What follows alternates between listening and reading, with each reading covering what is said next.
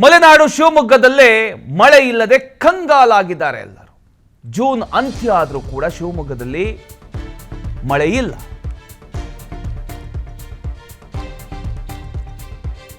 ತುಂಗಭದ್ರಾ, ಲಿಂಗನಮಕ್ಕಿ ಜಲಾಶಯಗಳು ಎಲ್ಲ ಖಾಲಿ ಆಗಿದೆ.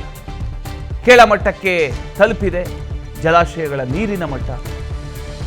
ಈಗ ಆ ಭಾಗದ ರೈತರು ಈ ಒಂದು ವಿಚಾರಕ್ಕೆ ಆತಂಕ ವ್ಯಕ್ತಪಡಿಸ್ತಾ ಇದ್ದಾರೆ.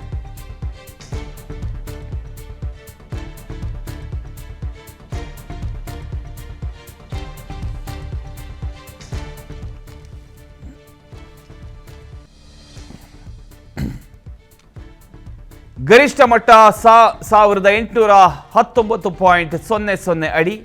ಇಂದಿನ ಜಲಮಟ್ಟ 1745.75 ಅಡಿ. ಇಂದಿನ ಜಲಮಟ್ಟ 1745.75 ಅಡಿ. ಒಟ್ಟು ಜಲ ಸಾಮರ್ಥ್ಯ 151.64 TMC ಅಷ್ಟಿದೆ. ಈಗ ಲಭ್ಯ ಇರತಕ್ಕಂಥ ನೀರು 14.86 TMC ಅಷ್ಟೇ. ಒಳಹರಿವು 3396 ಕ್ಯೂಸೆಕ್ ಇದೆ.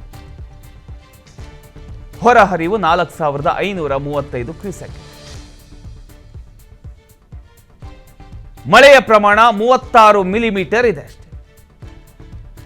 ಗರಿಷ್ಠ ಮಟ್ಟ ಜಲಾಶಯದ ಮಟ್ಟ 186 ಇದೆ. ಈಗ ಒಟ್ಟಾರೆ ಈ ಜಲಾಶಯಗಳು ಎಲ್ಲ ಖಾಲಿ ಆಗಿದ್ದಾವೆ. ಅದನ್ನು ನೀವು ದೃಶ್ಯದಲ್ಲಿ ಗಮನಿಸ್ತಾ ಇದ್ದೀರಿ. ಜಲಾಶಯದ ಮಟ್ಟ 186 ಇದೆ. ಇಂದಿನ ಜಲಮಟ್ಟ 136 ಅಡಿ 8 ಇಂಚಿದೆ.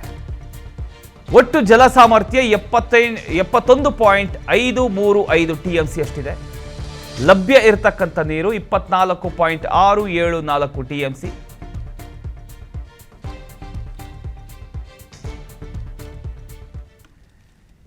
ಈಗ ಇದರ ಬಗ್ಗೆ ಇನ್ನಷ್ಟು ಡೀಟೇಲ್ಸ್ ಕೊಡೋದಕ್ಕೆ ಪ್ರತಿನಿಧಿ ವೀರೇಶ್ ಅವರು ನಮ್ಮ ಜೊತೆಗೆ ಸಂಪರ್ಕದಲ್ಲಿ ಇದ್ದಾರೆ.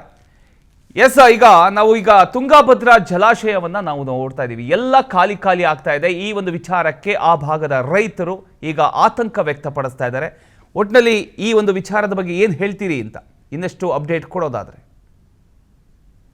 ಪ್ರಮೋದ್ ಬಪ್ಪಣ್ಣ, ಏನಂದ್ರೆ ಶಿವಮೊಗ್ಗ ಮಲ್ನಾಡು ಅಪ್ಪಟ ಮಲ್ನಾಡಾಗಿರುವಂತಹ ಶಿವಮೊಗ್ಗ ಜಿಲ್ಲೆಯಲ್ಲೇ ಈ ಬಾರಿ ಜೂನ್ ಅಂತ್ಯ ಆದ್ರೂ ಕೂಡ ಒಂದ್ ರೀತಿಯಲ್ಲಿ ಮಳೆ ಕೈಕೊಟ್ಟಿರುವಂತದ್ದು. ಯಾಕಂದ್ರೆ ಕಳೆದ ವರ್ಷ ಜೂನ್ 10ರಿಂದನೇ ಆರಂಭವಾಗಿ ಈಗಾಗ್ಲೇ ಡ್ಯಾಮ್ಗಳೆಲ್ಲ ಕಳೆದ ವರ್ಷ ಇಷ್ಟು ಹೊತ್ತಿಗೆ ಒಂದು ಮುಕ್ಕಾಲು ಭಾಗ ತಲುಪಿದ್ವು. ಆದ್ರೆ ಈ ವರ್ಷ ಒಂದೇ ಒಂದು ಹನಿ ಕೂಡ ಮಳೆ ಬರ್ತಾ ಇಲ್ಲ. ಯಾಕಂದ್ರೆ ಅವಾಗವಾಗ ಸಣ್ಣ ಪುಟ್ಟ ಮಳೆ ಬಂದು ಹೋಗ್ತಾ ಇರುವಂತದ್ದು. ಈ ಹಿನ್ನೆಲೆಯಲ್ಲಿ ಮಲ್ನಾಡಲ್ಲಿರುವಂತಹ ತುಂಗ, ಭದ್ರಾ, ಲಿಂಗನಮಕ್ಕಿ ಜಾಲಿ ಖಾಲಿ ಆಗ್ತಾ ಇರುವಂತದ್ದು. ಅದರಲ್ಲೂ ಕೂಡ ಇಡೀ ರಾಜ್ಯಕ್ಕೆ ವಿದ್ಯುತ್ ಅನ್ನ ಪೂರೈಸುವಂತಹ ಲಿಂಗನಮಕ್ಕಿ ಜಲಾಶಯ ಈಗ ಸಂಪೂರ್ಣವಾಗಿ ತಳಮಟ್ಟಕ್ಕೆ ತಲುಪಿರುವಂತದ್ದು. 1819 ಅಡಿ ಸಾಮರ್ಥ್ಯ ಹೊಂದಿರುವಂತಹ ಲಿಂಗನಮಕ್ಕಿ ಜಲಾಶಯ ಇವಾಗ ಪ್ರಸ್ತುತ 1745 ಅಡಿಗೆ ತಲುಪಿರುವಂತದ್ದು. ಅದರ ಒಟ್ಟು ಸಾಮರ್ಥ್ಯ 151 TMC ಅನ್ನ ಇರುವಂತಹ ಸಾಮರ್ಥ್ಯ. ಕೇವಲ 14 TMC ಗಳಷ್ಟೇ ಈಗ ನೀರು ಸಂಗ್ರಹವಾಗಿರುವಂತದ್ದು. ಏನು ಕಳೆದ ವರ್ಷ ಈ ಬಾರಿ ಒಳಗೆ ಆಗ್ಲೇ ಸಾಕಷ್ಟು ನೀರು ಕೂಡ ಸಂಗ್ರಹವಾಗಿತ್ತು. ಆದ್ರೆ ಈಗ ಏನು ಮಳೆ ಸಂಪೂರ್ಣವಾಗಿ ಹೊಸನಗರ ಭಾಗದಲ್ಲೂ ಕೂಡ ಮತ್ತೆ ತೀರ್ಥಹಳ್ಳಿ ಭಾಗದಲ್ಲಿ ಸಂಪೂರ್ಣವಾಗಿ ಕ್ಷೀಣಿಸಿರುವ ಹಿನ್ನೆಲೆಯಲ್ಲಿ ಆ ಶರಾವತಿ ಏನಂತ ಕರಿತೀವಿ ಲಿಂಗನಮಕ್ಕಿ ಜಲಾಶಯ ಆ ಒಡಲು ಸಂಪೂರ್ಣವಾಗಿ ಈಗ ಖಾಲಿ ಆಗ್ತಿರುವಂತದ್ದು. ಇನ್ನೊಂದೆಡೆ ಏನು ಚಿಕ್ಕಮಂಗ್ಳೂರ್ ಭಾಗದಲ್ಲಿ ಸಾಕಷ್ಟು ಮಳೆ ಆದ್ರೆ ಭದ್ರಾ ಜಲಾಶಯಕ್ಕೆ ಆ ನೀರು ಹರಿದು ಬರುತ್ತೆ. ಆದ್ರೆ ಈ ವರ್ಷ ಸಂಪೂರ್ಣವಾಗಿ ಚಿಕ್ಕಮಂಗ್ಳೂರು ಭಾಗದಲ್ಲೂ ಕೂಡ ಆ ಮಳೆ ಸಂಪೂರ್ಣವಾಗಿ ಕಡಿಮೆ ಆಗಿರುವಂತದ್ದು. ಆ ಹಿನ್ನೆಲೆಯಲ್ಲಿ ಏನು ಭದ್ರಾವತಿ ತಾಲೂಕಿನ ಲಕ್ಕೊಳ್ಳಿ BRP ಪ್ರಾಜೆಕ್ಟ್ ನಲ್ಲಿರುವಂತಹ ಭದ್ರಾ ಜಲಾಶಯದಲ್ಲೂ ಕೂಡ ಈಗ ಸಂಪೂರ್ಣವಾಗಿ ನೀರು ಸಾಮರ್ಥ್ಯವನ್ನ ಸಂಪೂರ್ಣವಾಗಿ ಕಳೆದುಕೊಂಡಿರುವಂತದ್ದು. 186 ಅಡಿ ಏನು ಸಾಮರ್ಥ್ಯ ಹೊಂದಿರುವಂತಹ ಭದ್ರಾ ಜಲಾಶಯ ಈಗ ಕೇವಲ 136 ಅಡಿಗೆ ತಲುಪಿರುವಂತದ್ದು.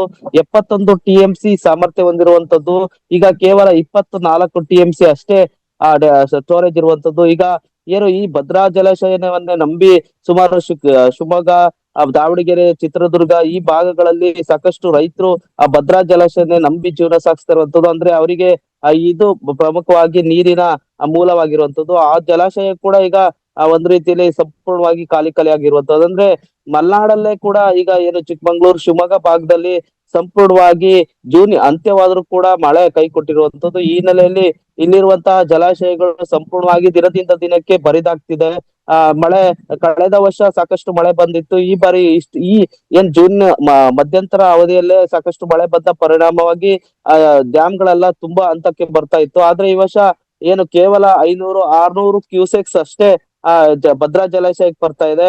ಲಿಂಗನಮಕ್ಕಿ ಜಲಾಶಯಕ್ಕೆ 3,000-3,500 ಅದು ಕಳೆದ ಮೊನ್ನೆಯಿಂದ ಸ್ವಲ್ಪ ಸ್ವಲ್ಪ ಮಳೆ ಬರ್ತಾ ಇರೋದ್ರಿಂದ 3,500 ಕ್ಯೂಸೆಕ್ಸ್ ನೀರು ಬರ್ತಾ ಇರೋಂಥದ್ದು. ಇನ್ನ ಏನು ಶಿವಮೊಗ್ಗ ತಾಲೂಕಿನ ಗಾಜನೂರು ಬಳಿ ಇರುವಂತಹ ತುಂಗಾ ಜಲಾಶಯ ಅದು ಸಾಮರ್ಥ್ಯ ಕೇವಲ 3 TMC ಇರುವಂತದ್ದು. ಅದು ಒಂದು ಅಂದ್ರೆ ಅದು ಸ್ವಲ್ಪ ಆ ಜಲಾಶಯಕ್ಕೆ ಸ್ವಲ್ಪ ಮಳೆ ಬಂದ್ರು ಕೂಡ ತುಂಬುವಂತದ್ದು, ಅದು ಸ್ವಲ್ಪ ತುಂಬುವ ಹಂತಕ್ಕೆ ತಲುಪಿರುವಂತದ್ದು. ಆದ್ರೆ ಲಿಂಗನಮಕ್ಕಿ ಭದ್ರಾ ಜಲಾಶಯ ಸಂಪೂರ್ಣವಾಗಿ ಈಗ ಖಾಲಿ ಆಗಿರುವಂತದ್ದು. ಒಂದ್ ರೀತಿಲಿ ವಿದ್ಯುತ್ ಪೂರೈಸುವಂತ ಲಿಂಗನಮಕ್ಕಿ ಜಲಾಶಯ ಖಾಲಿ ಆಗಿರುವಂತದ್ದು ಒಂದ್ ರೀತಿಲಿ ರಾಜ್ಯ ಸರ್ಕಾರಕ್ಕೂ ದೊಡ್ಡ ನಷ್ಟ ಉಂಟಾಗುತ್ತದೆ. ಯಾಕಂದ್ರೆ ಇಡೀ ರಾಜ್ಯಕ್ಕೆ ವಿದ್ಯುತ್ ಪೂರೈಸುವಂತ ಏಕೈಕ ಜಲಾಶಯ ಇದಾಗಿರುವಂತದ್ದು. ಅಂದ್ರೆ 151 TMC ನೀರನ್ನ ಹೊಂದಿರುವಂತದ್ದು. ಹಾಗಾಗಿ ಒಂದ್ ರೀತಿಯಲ್ಲಿ ಎಲ್ಲ ಒಂದ್ ಕಡೆ ಅಲ್ಲೂ ಕೂಡ ಆತಂಕ ಮನೆ ಮಾಡಿರುವಂತದ್ದು. ಜೊತೆಗೆ ಭದ್ರಾ ಜಲಾಶಯ 4-5 ಡಿಸ್ಟಿಕ್ ಜಿಲ್ಲೆಯ ಜನರು ಇದನ್ನೇ ನಂಬಿ ಜೀವನ ಸಾಗಿಸ್ತಾ ಇರುವಂತದ್ದು. ಹಾಗಾಗಿ ಸಾವಿರಾರು ರೈತರಲ್ಲಿ ಒಂದ್ ರೀತಿಯಲ್ಲಿ ಮಳೆ ಬಾರದೇ ಇರುವಂತದ್ದು ಆತಂಕಕ್ಕೆ ಕಾರಣ ಆಗಿದೆ. ಪ್ರಮೋದ್, ಥ್ಯಾಂಕ್ ಯು ನಿಮ್ಮೆಲ್ಲ ಮಾಹಿತಿಗಾಗಿ ವೀರೇಶ್.